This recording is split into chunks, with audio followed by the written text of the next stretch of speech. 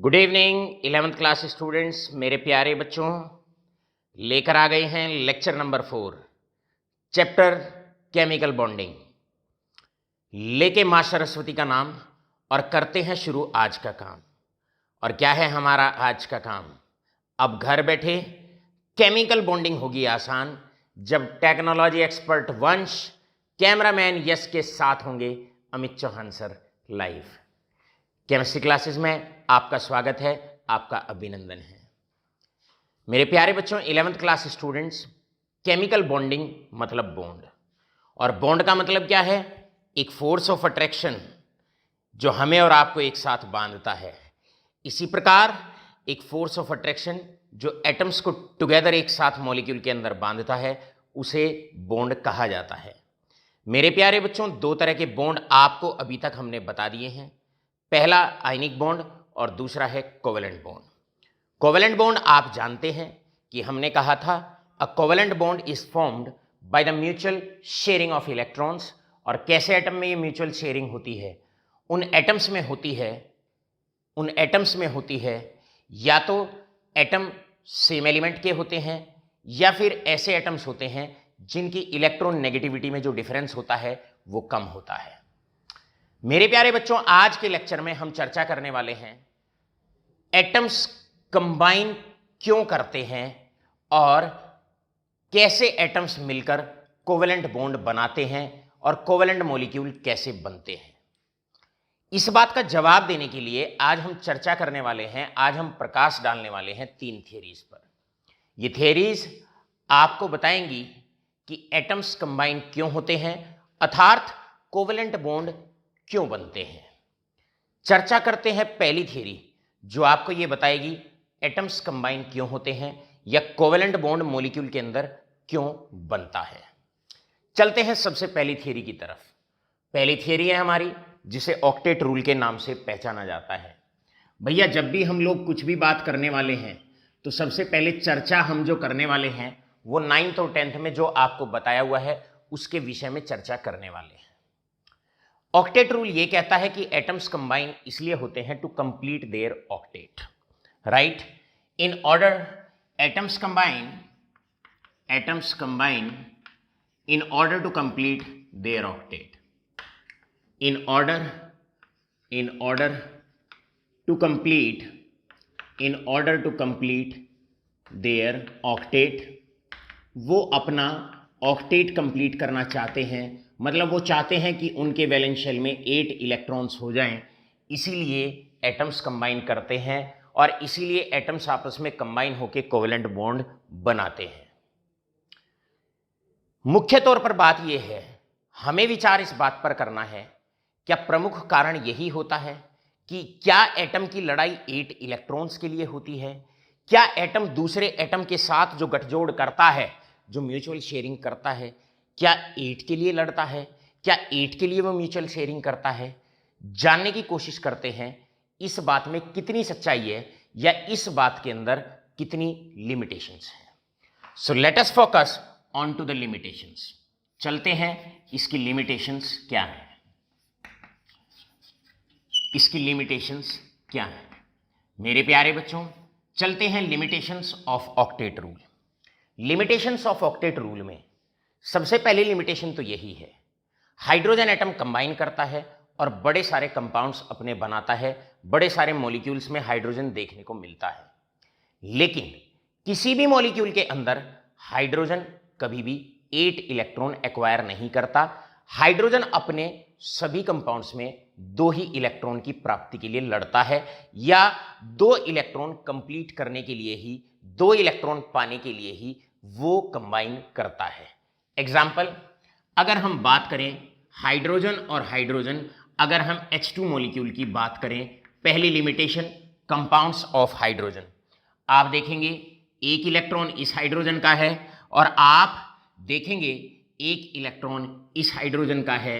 यहां पर H2 molecule बना और इस हाइड्रोजन के पास भी 2 इलेक्ट्रॉन है और इसके पास भी 2 इलेक्ट्रॉन है। जब म्यूचुअल शेयरिंग होती है, जब पार्टनरशिप होती है, तो इन दोनों इलेक्ट्रॉन पर इस हाइड्रोजन का भी अधिकार होता है और इन दोनों इलेक्ट्रॉन पर इस हाइड्रोजन का भी अधिकार होता है। ये बात बिल्कुल पूर्णतः इस प्रकार सत्य होती है, दो दोस्तों ने मिलके ऑलराइट एक मान लो ट्रांसपोर्ट कंपनी खोली और दो दोस्तों ने मिलके दो कार परचेज की। तो किसी भी दोस्त से अगर ये पूछा जाए भाई आपके पास कितनी कारें हैं, तो दोनों दोस्त दो ही आंसर देंगे कि भाई मेरे पास दो कारें हैं। दूसरे दोस्त से जाके आप पूछिए, वो भी आपको यही उत्तर देगा कि मेरे पास दो कारें हैं।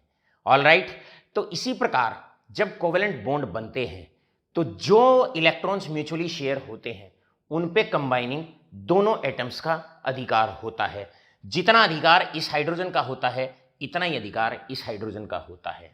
सो मेरे प्यारे बच्चों, ऑक्टेट रूल की पहला जो ड्रॉबैक बनता है वो पहला ड्रॉबैक कंपाउंड्स ऑफ हाइड्रोजन को लेकर ही बनता है।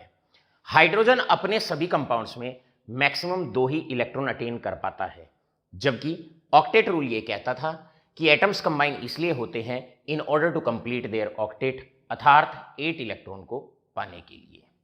इसके बाद और भी एग्जाम्पल ले सकते हैं, और एग्जाम्पल में जैसे आप HCl ले सकते हो। आपने HCl लिया, यहां पर ये रहा HCl। अब आप अगर देखोगे तो क्लोरीन की लड़ाई तो बिल्कुल ठीक है, क्लोरीन तो अपना क्या करेगा, क्लोरीन तो 8 इलेक्ट्रॉन के लिए ही लड़ता है, लेकिन हाइड्रोजन के HCl कंपाउंड के अंदर भी यद्यपि आप देखेंगे क्लोरीन के तो 8 इलेक्ट्रॉन्स हो गए, तो इसने तो 8 इलेक्ट्रॉन के लिए लड़ाई लड़ी, लेकिन कॉम्बिनेशन के बाद HCl के अंदर अगर मैं HCl की बात करता हूं तो कॉम्बिनेशन के बाद हाइड्रोजन में तो यहां भी दो ही इलेक्ट्रॉन है। तो पहला ड्रॉबैक क्या बनता है ऑक्टेट रूल का? पहला ड्रॉबैक ये बनता है कि कंपाउंड्स ऑफ हाइड्रोजन पहली लिमिटेशंस के अंदर आते हैं और पहले ड्रॉबैक के अंदर आते हैं as per the definitions told by octet rule. मेरे प्यारे बच्चों, ये जो 8 वाली स्टेटमेंट थी कि एटम की लड़ाई या एटम का कॉम्बिनेशन 8 इलेक्ट्रॉन को पाने के लिए होता है, इसके और भी बहुत सारे सेवरल ड्रॉबैक्स बनते हैं। दूसरा मुख्य ड्रॉबैक जो बनता है, आते हैं सेकंड मुख्य ड्रॉबैक की तरफ, और एग्जाम्पल आता है इलेक्ट्रॉन डेफिशिएंट कंपाउंड्स। सेकंड मुख्य ड्रॉबैक आता है जिन्हें हम कहते हैं इलेक्ट्रॉन डेफिशिएंट कंपाउंड्स। मेरे प्यारे बच्चों, इलेक्ट्रॉन डेफिशिएंट कंपाउंड्स के अंदर हमारे बड़े सारे एग्जाम्पल ऐसे आते हैं जहां पर एटम्स के कॉम्बिनेशन के बाद जब मॉलिक्यूल बनता है तो उसके अंदर भी बड़े सारे एटम्स ऐसे होते हैं जहां पर इलेक्ट्रॉन 8 से कम रह जाते हैं। एग्जाम्पल के तौर पे अगर हम BCl3 ले लेते हैं, अगर हम AlCl3 ले लेते हैं, राइट, अगर हम BF3 ले लेते हैं, ये सारे ऐसे कंपाउंड्स होते हैं जहां पर एटम्स कंबाइन हो गए, 3 एटम क्लोरीन के, 1 एटम बोरोन का, लेकिन कॉम्बिनेशन के बाद आप बोरोन पे, आप एल्यूमिनियम पे, बोरोन पे अगर चेक करते हैं तो इलेक्ट्रॉन 8 से कम ही रह जाते हैं। आओ चलो देखते हैं। मेरे प्यारे बच्चों, ये रहा बोरोन। बोरोन का नंबर होता है 5, अर्थात लास्ट वाले शेल में इलेक्ट्रॉन होते हैं 3, 1, 2 और 3। अब बात करेंगे क्लोरीन की। इधर से क्लोरीन आया, क्लोरीन के लास्ट वाले शेल में आप देखेंगे और ये आप पाएंगे क्लोरीन के लास्ट वाले शेल में 1 इलेक्ट्रॉन शेयर कर लेगा, ये एक के साथ एक शेयर, 2 4 और 2 6, टोटल 7 इलेक्ट्रॉन थे, एक शेयर कर लेगा इधर, ये भी एक शेयर इधर कर लेगा, बाकी 6 इलेक्ट्रॉन अनशेयर्ड रह जाएंगे। यहां पर भी ये रहे, एक एक इलेक्ट्रॉन क्लोरीन शेयर कर लेता है। ये इसका लुईस डॉट डायग्राम है। अब आप देखेंगे इसके अंदर, ये देखेंगे एक शेयर्ड पेयर इधर रहा, एक शेयर्ड पेयर इधर रहा, एक शेयर्ड पेयर इधर रहा। तो बोरोन का जो अधिकार है वो टोटल 2, 4 और 6 इलेक्ट्रॉन पर है। यहां पर कॉम्बिनेशन हो गया, मॉलिक्यूल बन गया, लेकिन बोरोन में आप देखने वाले हैं कि total after the combination there exist only 6 electrons, 8 नहीं है, 8 से कम है।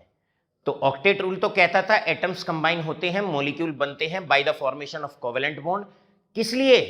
एटम इसलिए कंबाइन होता है ताकि 8 इलेक्ट्रॉन हो जाए। जबकि बोरोन में आप देखो मॉलिक्यूल बन गया, एटम कंबाइन हो गए, लेकिन इलेक्ट्रॉन 8 से कम रह गए। ऐसे मॉलिक्यूल्स जिनमें इलेक्ट्रॉन 8 से कम रह जाते हैं, इन्हें इलेक्ट्रॉनिकली असंतुष्ट, या इन्हें आप कह सकते हैं इलेक्ट्रॉनिकली ये अभी इनके अंदर इलेक्ट्रॉन्स का अभाव है, कमी है। किसके अकॉर्डिंग कमी है? ऑक्टेट रूल के अकॉर्डिंग। तो ऐसे कंपाउंड्स को कहा जाता है इलेक्ट्रॉन डेफिशिएंट कंपाउंड्स। तो compound of hydrogen, electron deficient compound, ये मुख्य तौर पर दो बड़े ड्रॉबैक ऑक्टेट रूल की डेफिनेशन के आते हैं। इसके बाद चलते हैं नेक्स्ट एग्जांपल की तरफ चलते हैं। स्क्रीनशॉट लीजिएगा फटाफट। चलते हैं नेक्स्ट मुख्य तौर पर नेक्स्ट ड्रॉबैक की तरफ। मेरे प्यारे बच्चों, और भी कई ड्रॉबैक आपके ऑक्टेट रूल के मुख्य तौर पर बनते हैं। नेक्स्ट ड्रॉबैक पर अब हाईलाइट करते हैं नेक्स्ट ड्रॉबैक को। इसके बाद आते हैं super octet compounds. Super octet compounds, super octet compounds में ऐसे भी कंपाउंड्स हैं जहां पर एटम्स कंबाइन हो जाएंगे, मॉलिक्यूल बनेंगे और इलेक्ट्रॉन कॉम्बिनेशन के बाद 8 से ज्यादा हो जाएंगे। जैसे कि एग्जाम्पल लो SF6, एग्जाम्पल लेंगे PCl5, ये सारे एग्जाम्पल इस तरह के आते हैं। मेरे प्यारे बच्चों, SF6 का मतलब क्या है? ये रहा हमारे पास सल्फर। सल्फर के लास्ट वाले शेल में नंबर होता है 16, लास्ट वाले शेल में इलेक्ट्रॉन हो जाएंगे 286। तो यहां पर आप पाएंगे 1 2 3 4 5 6, राइट। और यहां से आएगा फ्लोरीन, एक एक इलेक्ट्रॉन फ्लोरीन अपना शेयर कर लेगा, 1 2, ये तीसरा फ्लोरीन आया, ये चौथा फ्लोरीन आया, पांचवा फ्लोरीन आया, छठा फ्लोरीन आया। अब आप जरा काउंट करो, एक पेयर ये रहा, एक पेयर ये रहा। सल्फर एक बॉन्ड इधर बनाएगा, एक इधर बनाएगा, एक इधर बनाएगा, एक इधर बनाएगा। मेरे प्यारे बच्चों, after the formation of SF6 आप ये पाएंगे सल्फर का अधिकार 2 2 4 2 6 2 8 2 10 और 2 12।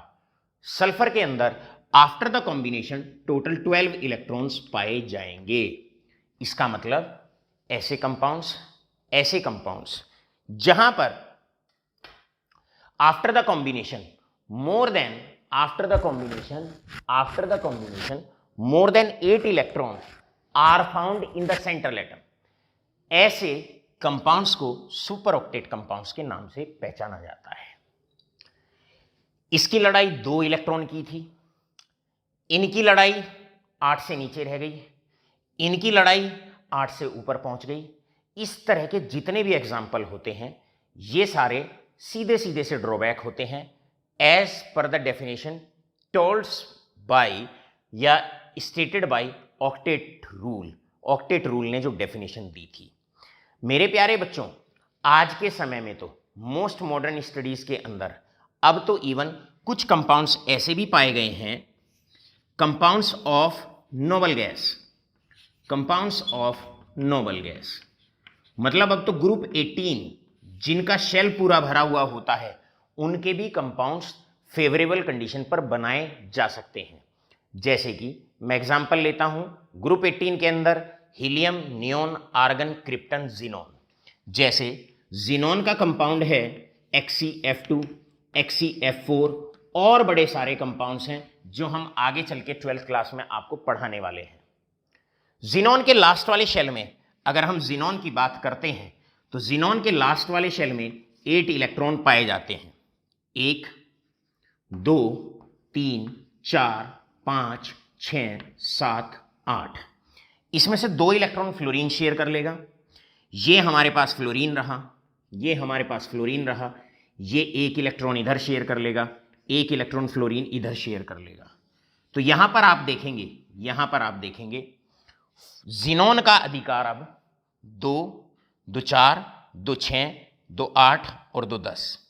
यानी कि अगर एटम की लड़ाई कॉम्बिनेशन की केवल 8 इलेक्ट्रॉन के लिए होती है तो फिर जीनोन को क्या जरूरत पड़ी थी फ्लोरीन के साथ कंबाइन करके कंपाउंड बनाने की। इसका मतलब जीनोन को तो कंपाउंड ही नहीं बनाना चाहिए, उसके तो ऑटोमेटिकली लास्ट वाली शेल में 8 इलेक्ट्रॉन होते हैं। इसका मतलब पूर्ण सत्य जो रीजन होता है वो कुछ और होता है कि एटम कंबाइन क्यों करते हैं। हो सकता है कुछ केसेस में या 50-60%, 70% केसेस में ऐसा होता हो कि एटम जो लड़ाई लड़ता है वो 8 इलेक्ट्रॉन के लिए लड़ता है, लेकिन हमेशा इसी 8 इलेक्ट्रॉन के लिए लड़ता है, यह बात जरूरी नहीं है कि पूर्णतः सत्य हो। These are the 4 major drawbacks of the octet rule। पहला, हाइड्रोजन ने कंपाउंड क्यों बनाए। दूसरा, इलेक्ट्रॉन डेफिशिएंट कंपाउंड भी बनते हैं जहां 8 से कम इलेक्ट्रॉन रह जाते हैं। ऐसे भी कंपाउंड बनते हैं जहां कॉम्बिनेशन के बाद 8 से ज्यादा इलेक्ट्रॉन हो जाते हैं, सुपर ऑक्टेट कंपाउंड्स। और जिनके एटम्स के अंदर 8 इलेक्ट्रॉन्स होते हैं वो भी आजकल तो कंपाउंड्स बनाते हैं। तो ये आपका इस ऑक्टेट रूल का ड्रॉबैक हो गया। मेरे प्यारे बच्चों, केमिकल बॉन्डिंग में अब हम उस दिशा में काम कर रहे हैं जहां पर हम ये जानने की कोशिश कर रहे हैं एटम क्यों कंबाइन होते हैं, क्यों म्यूचुअली इलेक्ट्रॉन्स को शेयर करते हैं और एटम्स क्यों कोवेलेंट बॉन्ड बनाते हैं। यहां पर आकर हमारी इस बात का अभी पूरे तरीके से जवाब नहीं मिला, या जो बातें हमें ऑक्टेट रूल ने बताई शायद इस थ्योरी से इस बात का जो रहस्य है वो नहीं खुला। चलो बच्चों, अब चलते हैं सेकंड थ्योरी की तरफ और जानने की कोशिश करते हैं क्या ये थ्योरी हमारी इस गुत्थी को सुलझा पाएगी या नहीं। अब हम चलेंगे सेकंड थ्योरी की तरफ, और सेकंड थ्योरी है हमारी modern oblique quantum concept of covalent bond formation. All right all of you, चलते हैं नेक्स्ट कॉन्सेप्ट की तरफ, और नेक्स्ट कॉन्सेप्ट है हमारा modern concept of covalent bond formation या quantum concept of covalent bond formation. यह कॉन्सेप्ट कहता है एटम्स कंबाइन करते हैं to decrease their energy. I repeat, यह कॉन्सेप्ट कहता है एटम्स म्यूचुअली आपस में शेयर इलेक्ट्रॉन करते हैं। Mutual sharing of electron takes place in order to decrease their energy. मतलब केवल वहां एटम्स कंबाइन करेंगे जहां उनकी एनर्जी डिक्रीज होती हो। मेरे प्यारे बच्चों, मॉडर्न कॉन्सेप्ट यह कहता है जब एटम इनफाइनाइट डिस्टेंस पर होते हैं, ना तो उनके बीच में कोई फोर्स ऑफ अट्रैक्शन होता है, ना उनके बीच में कोई फोर्स ऑफ रिपल्शन होता है। लेकिन जैसे ही दो एटम आपस में पास पास आते हैं, जैसे ही दो एटम पास पास आते हैं, उनके बीच में फोर्स ऑफ अट्रैक्शन भी डेवलप होता है और फोर्स ऑफ रिपल्शन भी डेवलप होता है। चलो जानने की कोशिश करते हैं कैसे। भाई मान लो हम H2 जो मॉलिक्यूल है इसकी फॉर्मेशन को समझने का प्रयास करते हैं। अब आप जानते हैं हाइड्रोजन का नंबर 1 होता है, इलेक्ट्रॉनिक कॉन्फ़िगरेशन 1s1, अर्थात इसके अंदर ये रहा न्यूक्लियस और ये रहा एक सिंगल इलेक्ट्रॉन, इसके अंदर ये रहा एक सिंगल इलेक्ट्रॉन। ऐसे ही ये रहा दूसरा हाइड्रोजन एटम, इसमें एक प्रोटॉन होता है, और ये रहा इसका एक इलेक्ट्रॉन। अब जब दो हाइड्रोजन एटम आपस में पास पास आएंगे, जब एक दूसरे के नजदीक आएंगे, तो इनके अंदर दो तरह के फोर्सेस आपको देखने को मिलेंगे। पहला फोर्स होगा फोर्स ऑफ अट्रैक्शन। ये न्यूक्लियस, ये वाला न्यूक्लियस क्या करेगा, इस इलेक्ट्रॉन को अपनी तरफ अट्रैक्ट करेगा, इसको अपनी तरफ अट्रैक्ट करेगा। ये वाला न्यूक्लियस इसको अपनी तरफ अट्रैक्ट करेगा। इन दोनों के बीच में होगा फोर्स ऑफ अट्रैक्शन, राइट। तो यहां पर लिखते हैं फोर्स ऑफ अट्रैक्शन। अब जब दो एटम्स नजदीक लगते हैं तो एक दूसरे के न्यूक्लियस, इसका न्यूक्लियस इसके इलेक्ट्रॉन को अपनी तरफ खींचेगा और इसका न्यूक्लियस इस एटम के इलेक्ट्रॉन को अपनी तरफ खींचेगा। लेकिन साथ के साथ जब दो एटम नजदीक आते हैं तो फोर्स ऑफ अट्रैक्शन क्या करता है, जहां जहां अट्रैक्शन होता है वहां वहां एनर्जी निकलती है। बहुत इंपॉर्टेंट, इसका मतलब जब जब फोर्स ऑफ अट्रैक्शन होता है या जहां जहां फोर्स ऑफ अट्रैक्शन होता है वहां से एनर्जी रिलीज होती है, एनर्जी निकल जाती है, राइट। एनर्जी निकल जाती है। परिवार के सदस्यों में फोर्स ऑफ अट्रैक्शन होता है, सबके अंदर एक अट्रैक्शन होता है, राइट, जिसकी वजह से उनकी एनर्जी निकल जाती है बाहर।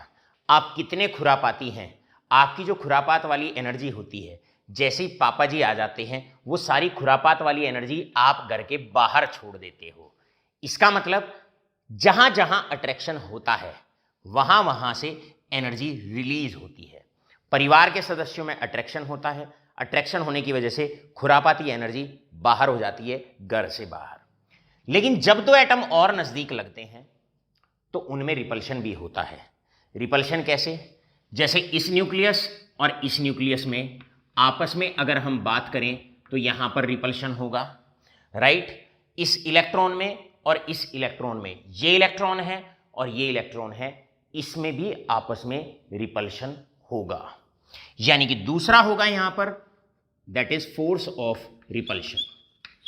Force of repulsion, force of repulsion क्या करता है? जहां जहां रिपल्शन होता है वो सिस्टम की एनर्जी को बढ़ाता है, एनर्जी को इंक्रीज करता है, राइट।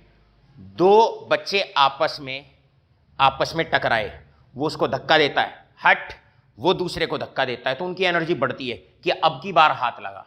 तो जहां रिपल्शन होता है वहां एनर्जी बढ़ती है, राइट। तो याद रखो, जब दो एटम पास में आते हैं, दो तरह के फोर्सेस, क्वांटम थ्योरी कहती है two types of forces come into play.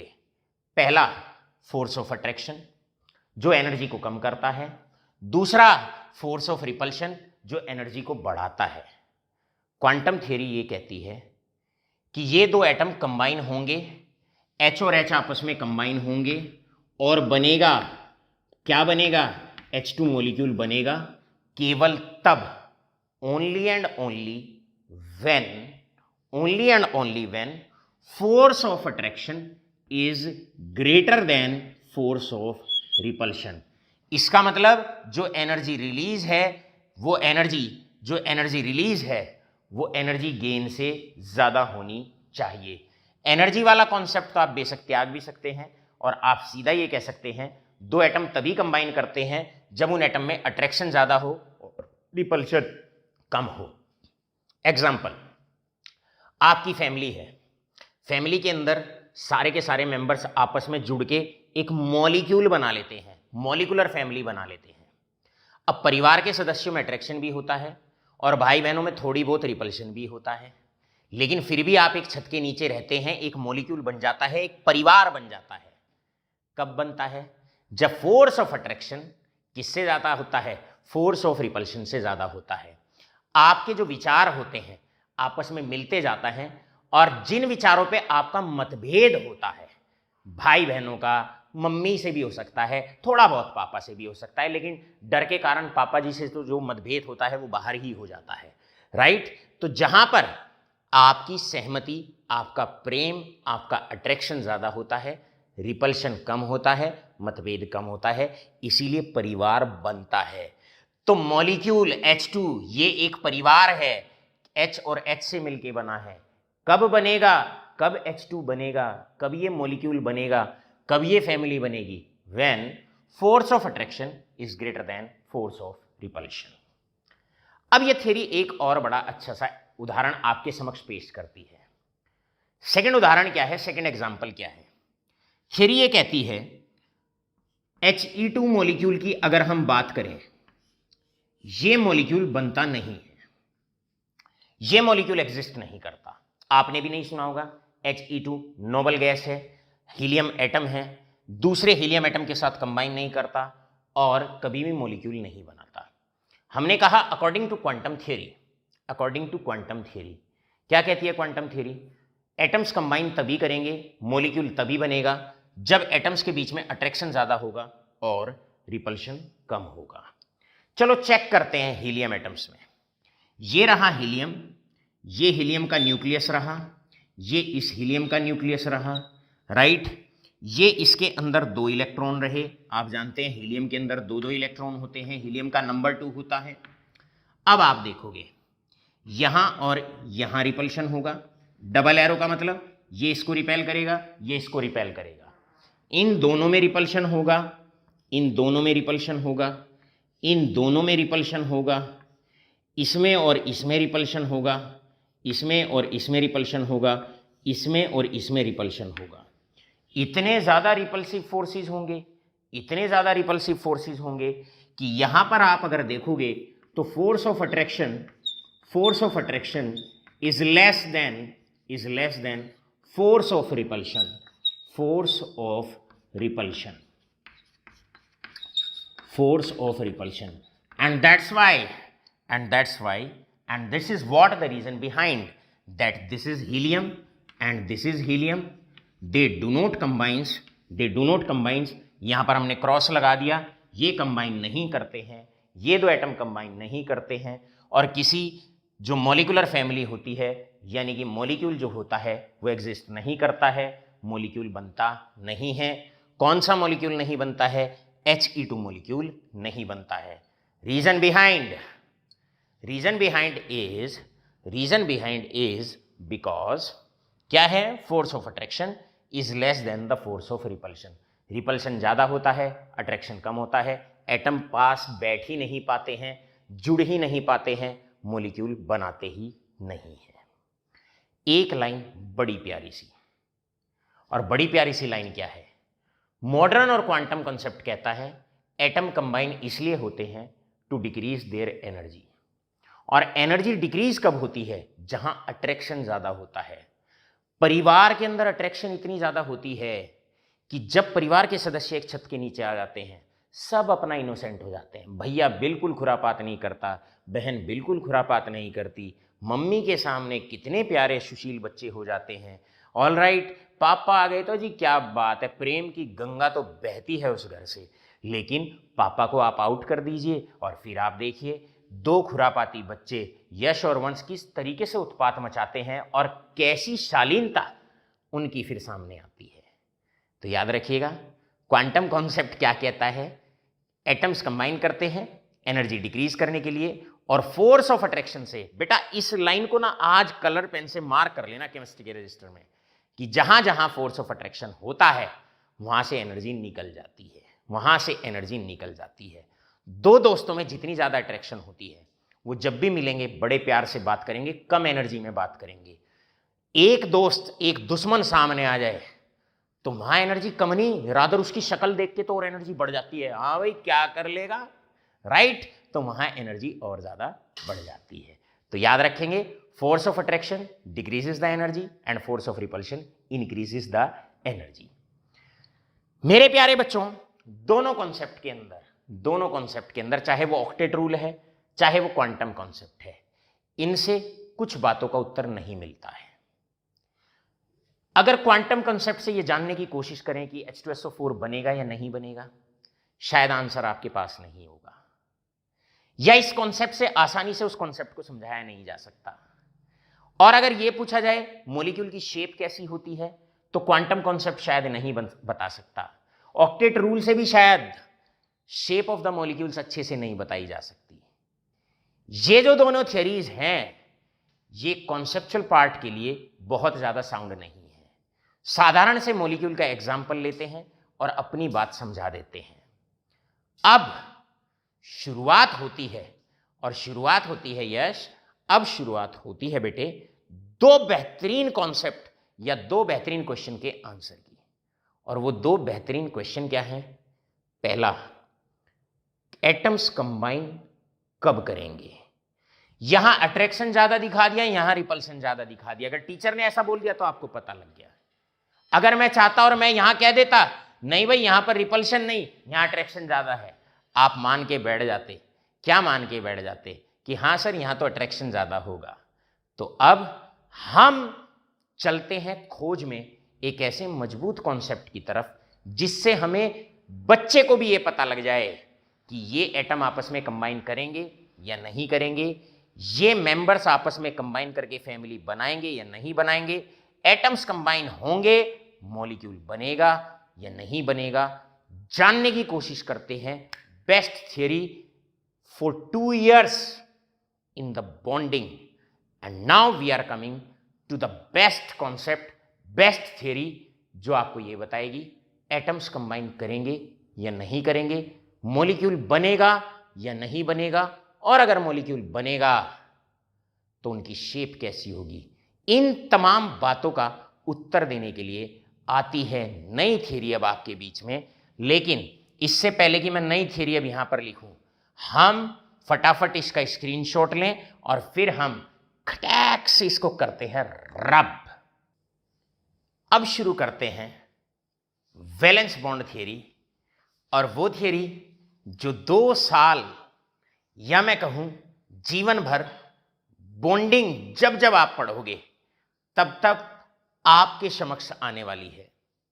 बात करते हैं उस थियरी की, जब जब केमिस्ट्री का जिक्र आएगा, जब जब मॉलिक्यूल का जिक्र आएगा, तो इस थियरी का जिक्र भी जरूर आएगा। मेरे प्यारे बच्चों, one of the best concept till now if I have taught, या बेस्ट का मेरा मतलब है महत्वपूर्ण कॉन्सेप्ट, ये अब तक 11th क्लास की केमिस्ट्री में पढ़ाए हुए महत्वपूर्ण कॉन्सेप्ट में से सबसे महत्वपूर्ण, सबसे इंपॉर्टेंट कॉन्सेप्ट में से एक है। गौर से सुनिएगा, ध्यान से समझिएगा। शुरू करते हैं वैलेंस बॉन्ड थियरी, वीबीटी। इसको orbital concept of covalent bond formation के नाम से भी पहचाना जाता है। थियरी का दूसरा नाम ऑर्बिटल कॉन्सेप्ट। अब यह थियरी इस बात का उत्तर देती है, ये 3 बातों का उत्तर आपको जरूर देगी। पहला, एटम कंबाइन करेंगे या नहीं करेंगे, ऑल राइट। और दूसरा उत्तर, अगर एटम कंबाइन करेंगे, अगर एटम कंबाइन करेंगे, ऑल राइट, तो कितने बॉन्ड उनमें आपस में बनेंगे। स्टेप बाय स्टेप 2 बातें हमें पता होनी चाहिए। एटम कंबाइन करेंगे या नहीं करेंगे, कोवेलेंट बॉन्ड बनेगा या नहीं बनेगा, मॉलिक्यूल बनेगा या नहीं बनेगा, और अगर एटम कंबाइन करेंगे तो आपस में कितने बॉन्ड वो बनाने वाले हैं। इन 2 बातों का उत्तर बड़े बेबाकी से, बड़े मजबूताई से ये कॉन्सेप्ट आपको बताने वाला है। शुरू करते हैं इसकी डेफिनेशन से। डेफिनेशन क्या कहती है? डेफिनेशन कहती है ए covalent bond is formed by the partial overlap, bye the partial overlap, right, bye the partial overlap of 2 half filled atomic orbitals. 2 atoms जब आपस में कंबाइन करते हैं, राइट, तो पार्शियल ओवरलैप होता है। मान लो एक ऑर्बिटल ये है, एक ऑर्बिटल ये है। अगर ये पूरे के पूरे एक दूसरे के ऊपर आ गए तो कंप्लीट ओवरलैप, और अगर पूरे ना आए, इतना आए, इतना आए, तो इसे कहते हैं पार्शियल ओवरलैप। सो 2 एटम कंबाइन करते हैं, और कंबाइन करते हैं जब वो पास आते हैं तो कंबाइन करते हैं। कैसे कंबाइन करते हैं? पार्शियल ओवरलैप होता है। किसमें पार्शियल ओवरलैप होता है? Of 2 half filled atomic orbitals. केवल उन एटॉमिक ऑर्बिटल्स में पार्शियल ओवरलैप होता है जो हाफ फिल्ड होते हैं। इसका मतलब जो ऑर्बिटल्स पूरे भरे हुए होते हैं उनमें पार्शियल ओवरलैप नहीं होता और वो बॉन्ड फॉर्मेशन में पार्टिसिपेट नहीं करते। Containing electron with opposite spin, उनमें एक एक इलेक्ट्रॉन होता है ऑपोजिट स्पिन के साथ। एक एग्जाम्पल लेके बात को मजबूताई के साथ समझते हैं। मेरे प्यारे बच्चों, एग्जाम्पल लेते हैं, and let me take the example of He2 molecule. अब आप लोग जानते हैं He2 मॉलिक्यूल कैसे बनता है, H2 मॉलिक्यूल कैसे बनता है। H2 मॉलिक्यूल शायद ऐसे बनता है जब 2 हाइड्रोजन एटम आपस में कंबाइन करते हैं, राइट, और H2 मॉलिक्यूल बनता है। सवाल यह है H और H आपस में कंबाइन करेंगे या नहीं करेंगे, और करेंगे तो कैसे करेंगे, ऑल राइट। और अगर ये मॉलिक्यूल बनता है तो हाइड्रोजन हाइड्रोजन में कितने बॉन्ड्स बनते हैं, all right all of you. चलो भाई, अकॉर्डिंग टू दिस थियरी, ये पहला हाइड्रोजन, ये दूसरा हाइड्रोजन। आप हाइड्रोजन की इलेक्ट्रॉनिक कॉन्फ़िगरेशन जानते हैं 1s1। इस हाइड्रोजन एटम की इलेक्ट्रॉनिक कॉन्फ़िगरेशन है 1s1, ऑल राइट। अब आपको हमने इससे प्रीवियस चैप्टर में बताया है, एटॉमिक स्ट्रक्चर में हमने बताया है, एस सबशेल में एक बॉक्स बनाया जाता है क्योंकि एस सबशेल के अंदर एक ही ऑर्बिटल होता है, लेकिन वास्तविकता में उसकी शेप ऐसी होती है, सर्कल होता है, उसकी शेप ऐसी होती है। पी सबशेल के अंदर हम 3 बॉक्स बनाते हैं क्योंकि इसके अंदर 3 एटॉमिक ऑर्बिटल्स होते हैं, और एक जेड एक्सिस के अलोंग, एक एक्स एक्सिस के अलोंग, एक वाई एक्सिस के अलोंग। इनके नाम भी क्या क्या होते हैं? पी एक्स, पी वाई और पी जेड। ये हम आपको एटॉमिक स्ट्रक्चर में बता चुके हैं।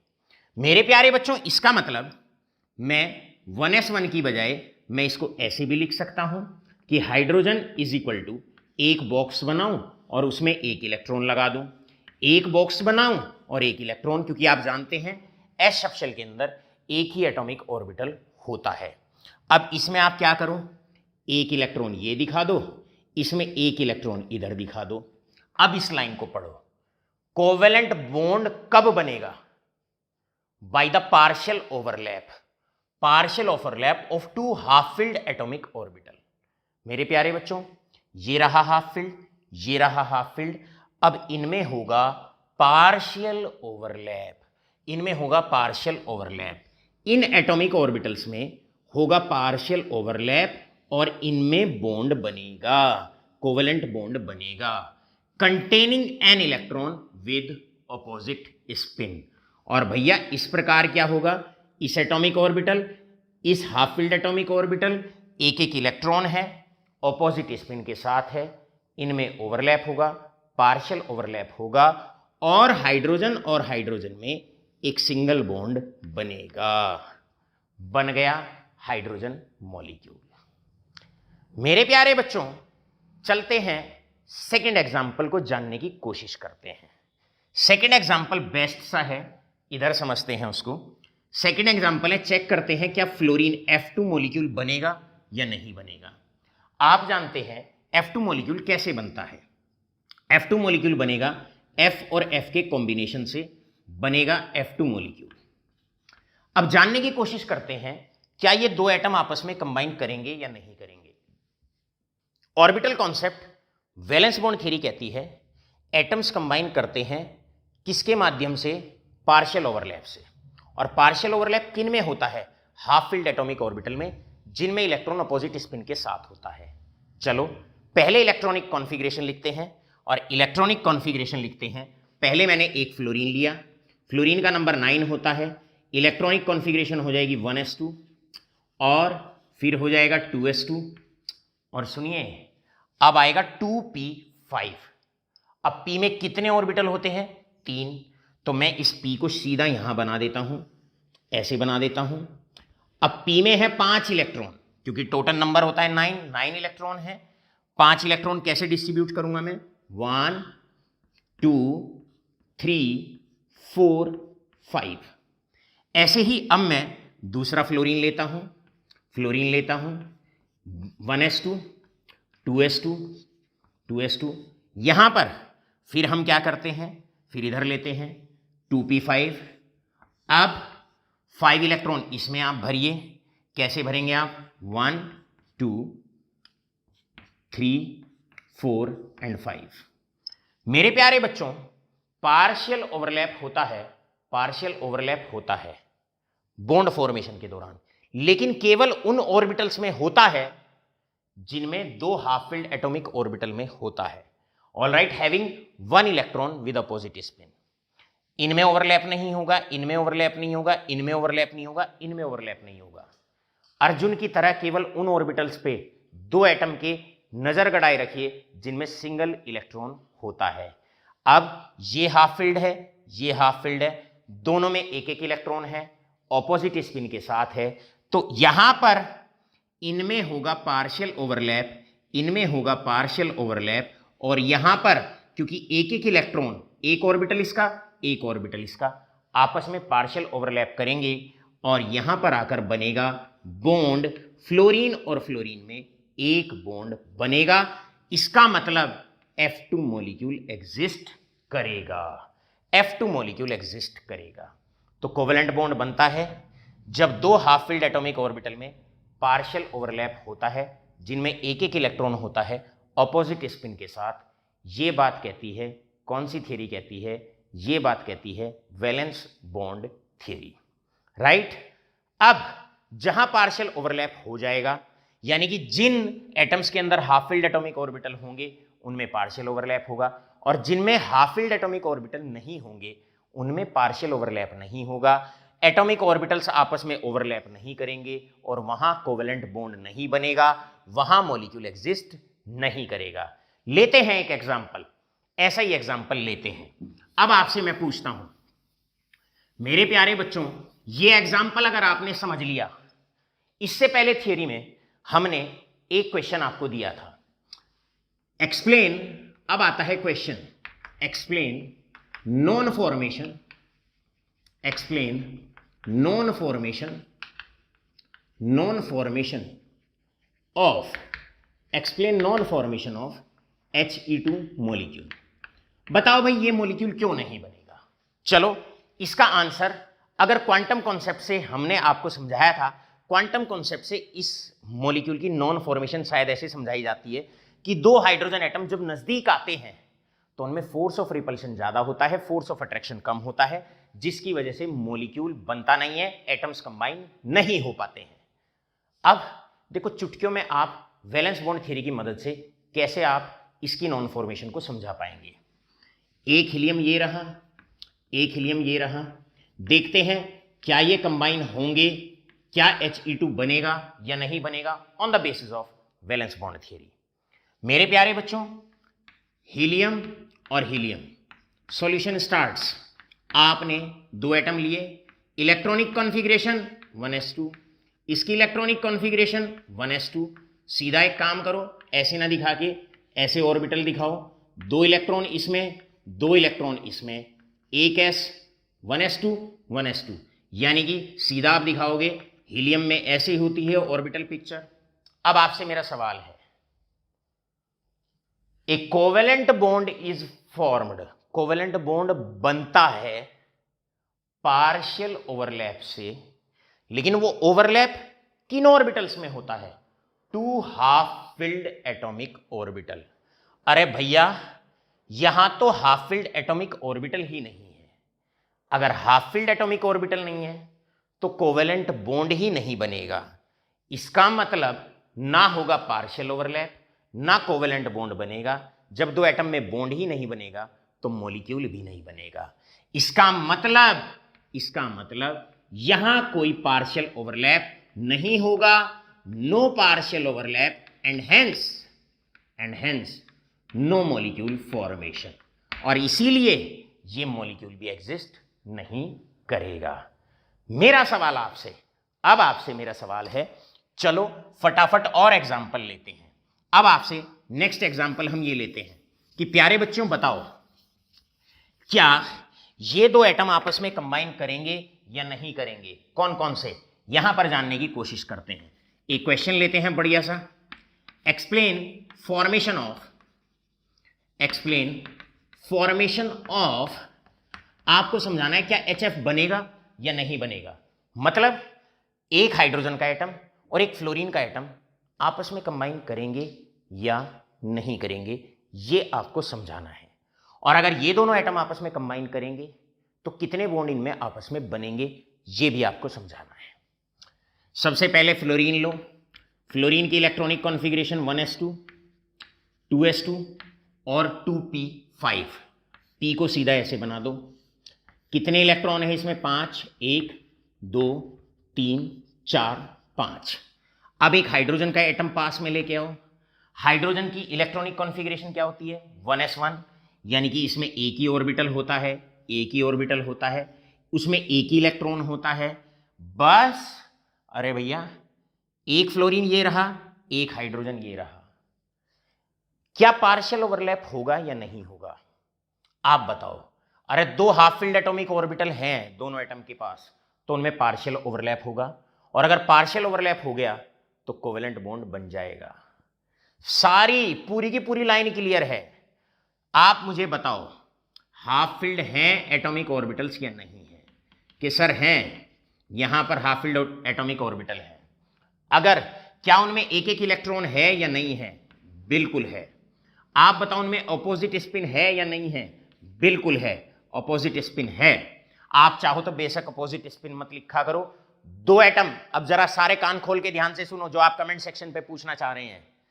दो एटम जब नजदीक आते हैं और अगर उनमें एक एक इलेक्ट्रॉन है, एक एटम के एक ऑर्बिटल में एक इलेक्ट्रॉन, दूसरे एटम के एक ऑर्बिटल में एक इलेक्ट्रॉन, बेशक वो पैरेलल स्पिन के साथ हो, पर जब वो नजदीक आएंगे तो एक पैरेलल हो जाएगा, एक एंटी पैरेलल हो जाएगा, एक अपने आप ही अपनी स्पिन ऑपोजिट कर लेगा। तो यहां पर अब सुनो ध्यान से, half field atomic orbital, half field atomic orbital, एक इलेक्ट्रॉन इसमें, एक इलेक्ट्रॉन इसमें, स्पिन अपोजिट हो गई, पार्शियल ओवरलैप होगा, इसलिए यहां पर पार्शियल ओवरलैप होगा, और अगर पार्शियल ओवरलैप होगा तो कोवेलेंट बॉन्ड बनेगा। इसका मतलब यहां पर हो जाएगा ओवरलैप, किस किस में ओवरलैप, हाइड्रोजन में और फ्लोरीन में पार्शियल ओवरलैप होगा। इन दोनों एटम्स में कोवेलेंट बॉन्ड बनेगा, ये एक कोवेलेंट मॉलिक्यूल होगा, इनमें यस मॉलिक्यूल विल फॉर्म,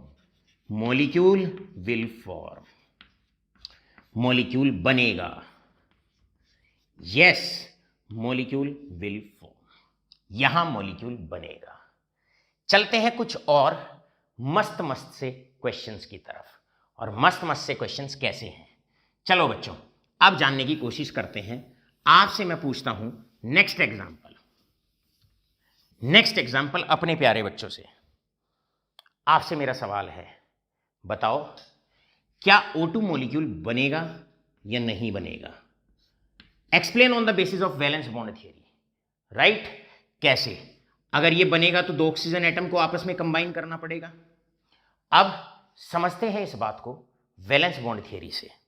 पहले एक ऑक्सीजन लो, ये लिया मैंने एक ऑक्सीजन, नंबर होता है 8, इलेक्ट्रॉनिक कॉन्फ़िगरेशन 1s2 2s2, यहां 2p4 मतलब p में 4 इलेक्ट्रॉन, तो ये रहा p में 3 ऑर्बिटल्स आप दिखाएंगे, 1 2 3 और ये 4। सुनो जरा ध्यान से, नेक्स्ट दूसरा ऑक्सीजन लो, इलेक्ट्रॉनिक कॉन्फ़िगरेशन 1s2 2s2, अब 2p4, यहां भी 2p4 आप दिखाएंगे, 4 इलेक्ट्रॉन आप दिखाओ, 1 2 3 4, राइट? मेरे प्यारे बच्चों कोवेलेंट बॉन्ड बनेगा या नहीं बनेगा? पहली बात तो हाफ फील्ड एटॉमिक ऑर्बिटल्स यहां भी हैं और इस एटम में भी हैं, तो इनमें पार्शियल ओवरलैप होगा क्योंकि एक एक इलेक्ट्रॉन है, ऑपोजिट स्पिन के साथ है। एक ओवरलैप तो इस एटॉमिक ऑर्बिटल का इसके साथ होगा, एक बॉन्ड तो ये बनेगा, एक बॉन्ड तो ये बनेगा, और एक ओवरलैप इस हाफ फील्ड एटॉमिक ऑर्बिटल का इस हाफ फील्ड एटॉमिक ऑर्बिटल के साथ होगा, तो एक बॉन्ड ये बनेगा। तो ऑक्सीजन ऑक्सीजन आपस में कंबाइन होंगे, पार्शियल ओवरलैप होगा क्योंकि इनके पास हाफ फील्ड एटॉमिक ऑर्बिटल है, एक एक इलेक्ट्रॉन है, ऑपोजिट स्पिन के साथ है, ओवरलैप होगा, O2 मॉलिक्यूल बनेगा और साथ के साथ ऑक्सीजन ऑक्सीजन में 2 बॉन्ड भी बनेंगे। ऑल राइट, अब आपसे मेरा सवाल है, and the most beautiful questions, last के क्वेश्चंस हैं, आपसे क्वेश्चंस हैं, जवाब देने की कोशिश करना। ऑल राइट, और अब हम चलते हैं लास्ट के 2 क्वेश्चंस की तरफ। लास्ट के 2 क्वेश्चन हमारे ये हैं, एक्सप्लेन द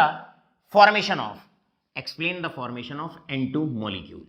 क्या N2 बनेगा या नहीं बनेगा, जानने की कोशिश करते हैं, जवाब तराशने की कोशिश करते हैं। नाइट्रोजन का number 7, electronic configuration 1s2 2s2, लाडलो बताओ 2p में 3 इलेक्ट्रॉन होंगे, 1 2 एंड 3। इसी प्रकार अब दूसरा नाइट्रोजन आएगा, यहां पर 1s2 2s2, ये तो बॉन्ड फॉर्मेशन में पार्टिसिपेट नहीं करेंगे, ये भी भरा हुआ है ऑर्बिटल, ये भी भरा हुआ है। बॉन्ड फॉर्मेशन में वो एटॉमिक ऑर्बिटल पार्टिसिपेट करेगा जो हाफ फील्ड होगा, राइट? ये रहे 2p3। यूं क्या सर आपने तो ये सिखाया था एक एक इलेक्ट्रॉन पैरेलल स्पिन के साथ, बिल्कुल। अब आप क्या करो, जब ये पास पास आएंगे, एक पैरेलल एक एंटी पैरेलल हो जाएगा, दूसरे वाले एटम के ऑटोमेटिकली एंटी पैरेलल दिखाओ, एंटी पैरेलल। मेरे प्यारे बच्चों इसमें और इसमें येलो, ये इसके साथ ओवरलैप करेगा, ये हाफ फील्ड दूसरे एटम के हाफ फील्ड के साथ ओवरलैप करेगा, एक बॉन्ड बनाएगा और ओवरलैप करेगा, पार्शियल ओवरलैप। तो ये पहला बॉन्ड बनेगा। अब नेक्स्ट कलर, ये इसके साथ ओवरलैप करेगा, half field 1 electron with opposite spin, ये इसके साथ ओवरलैप करेगा, दूसरा बॉन्ड बनेगा। ये इसके साथ थर्ड कलर, ये हाफ फील्ड इसके साथ ओवरलैप करेगा और थर्ड बॉन्ड बनाएगा। तो yes, N will combine with N, there will takes place the formation of N2 molecule along with N2 molecule बनेगा और वहां पर N और N में 3 बॉन्ड भी बनेंगे, 3 बॉन्ड भी बनेंगे। आपसे अब मेरा सवाल, last question of the day, इसके बाद हम आपको भेजने वाले हैं असाइनमेंट आपके ग्रुप पर। अब आता है बेहतरीन पार्ट, बताओ क्या ऐसा मॉलिक्यूल बन सकता है या नहीं बन सकता, या नियोन के 2 एटम आपस में कंबाइन कर सकते हैं या नहीं कर सकते हैं। चलो जानने की कोशिश करते हैं। लास्ट क्वेश्चन है आज का। नियोन का नंबर 10 होता है, कॉन्फ़िगरेशन है 1s2 2s2 and 2p6। P के अंदर 6 इलेक्ट्रॉन है। चलो बच्चों आंसर देने का प्रयास करो। ऐसे यहां दूसरा नियोन आएगा, उसमें भी 1s2 2s2 2p6। अरे हाफ फील्ड एटॉमिक ऑर्बिटल है ही नहीं। जब हाफ फील्ड एटॉमिक ऑर्बिटल नहीं होंगे, एटॉमिक ऑर्बिटल नहीं होंगे, पार्शियल ओवरलैप नहीं होगा, कोवेलेंट बॉन्ड ही नहीं बनेगा और 2 एटम में बॉन्ड ही नहीं बनेगा, तो मॉलिक्यूल नहीं बनेगा। इस प्रकार आज के 11th क्लास के सबसे महत्वपूर्ण लेक्चर्स में से आपने देखा कोवेलेंट बॉन्ड फॉर्मेशन क्यों होती है, कैसे होती है। हमने आपको बताया कोवेलेंट बॉन्ड बनते हैं, मॉलिक्यूल बनते हैं, एटम कंबाइन होते हैं। तो 3 थियरीज ने क्या क्या अपनी बात कही, क्या क्या उनके पॉइंट्स थे, क्या क्या उनकी कमियां थी। सबसे पहला थियरी आपको पढ़ाई गई ऑक्टेट रूल और उसकी लिमिटेशंस हमने आपको बताई। दूसरी इंपॉर्टेंट थियरी थी क्वांटम थियरी। क्या वो कहती थी कब एटम कंबाइन होंगे, कब नहीं होंगे, क्या उसकी लिमिटेशन थी। और दे दनादन जो थियरी आई जिसको वैलेंस बॉन्ड थियरी कहा जाता है, ऑर्बिटल कॉन्सेप्ट कहा जाता है। मेरे प्यारे बच्चों 11th क्लास स्टूडेंट्स, भूलना नहीं है। क्या नहीं भूलना? A covalent bond is formed या atoms they combine together by the partial overlap. पूरा नहीं, पार्शियल ओवरलैप होता है उन एटॉमिक ऑर्बिटल्स में जो हाफ फील्ड होते हैं, जिनमें एक एक इलेक्ट्रॉन होता है ऑपोजिट स्पिन के साथ। कोवेलेंट बॉन्ड बनेगा उन एटम्स में, वे मॉलिक्यूल्स बनेंगे, वे कोवेलेंट कंपाउंड्स बनेंगे। थैंक यू, आपका दिन शुभ हो।